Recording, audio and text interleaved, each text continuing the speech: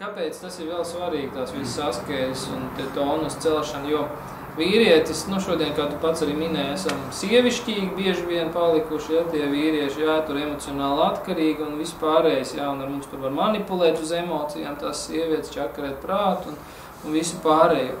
Tad šis te tonus un askēzes vīrietim ļauj nostiprināt sevi, lai viņš nav pakļauts tik daudz emocionālai iedarbībai. Jo tas ir vienīgais formāts, kā vīrietis spēja noturēties pret kaut kādiem spiedieniem emociju formātā. Bet tad, ja vīrietis nav šo te askēzi piekops, ja viņš nespēja sevi saturēt rokā, tad viņu ar emocijām izsitīs ārā no sliedēm, jebkas. Un tāpēc tas moments ir tas svarīgais, kāpēc tas tonus ir indikators dzīvē vīrietim, vai viņš spējas noturēties vētrā vai nespējas noturēties vētrā. Ja? Mērķtiecība, tonus un skaidrība. Tonus tas ir tā aktīvā darbība, ja, ka tu aktīvi esi spējīgs pretoties vai palikt pie savu. Ja. Visi tie pārējie, tas ir tas idejiskais līmenis, lai tu saprast, ko tev vajag un priekš kam tu noturies. Dažiem cilvēkiem, piemēram, ir emocionāla atkarība no iepriekšējiem dzīves biedriem. Ja. Viņš netiek galā. Lai ar to tiktu galā, askēzes, tonus, tad tu tiksi galā pats ar tām emocionālām atkarībām. Jo tev jāaudzē tas vīrišķais spēks, jo kamēr tevi nav tas vīrišķais spēks, tikmēr tu esi emocionāli atkarīgs no tā cilvēka. Ja, daudzi, kas tur izšķirās, un tad ir situācijas, kur vīrietis vienkārši pēc izšķiršanās, viņš principā norok sevi nost.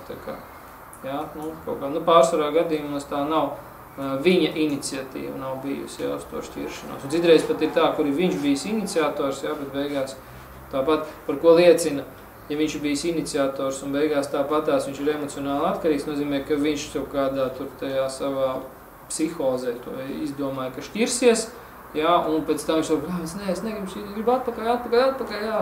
Neviens nebija tik labs kā viņa, jā, un tad rodās tā visa problēma, tad viņš saka, visi dzīves atšakarāt, sievieti to redzot, viņš vēl atkarīgs, viņa vēl uzspiež uz viņu, jā, tad tu pats gribēji šito pats tam visam izgāja cauri, un tāpēc tev tagad saņem, tagad tu man te dancosi pakaļ visu laiku, jā, tādā garā. Tā kaut kā.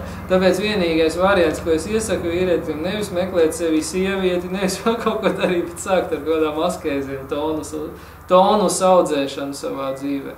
Tad to reālo vīrišķību, to stabilitāti, lai tevi atkal kāds emociju vētra neaizpuš kaut kur, jā. Pa lielam padzīvot priekš sevis kā vīrieši. Tādā veidā tas ir vajadzīgs. Tad, kad tu dzīvos priekš sevis kā vīrieši, tad to, ko tu arī teici, ja, Bruno, tad sievietes sāks vērtēt, novērtēt. Tātad viņā ir kaut kāds spēks, kas ir tā kā man pievilcīgs.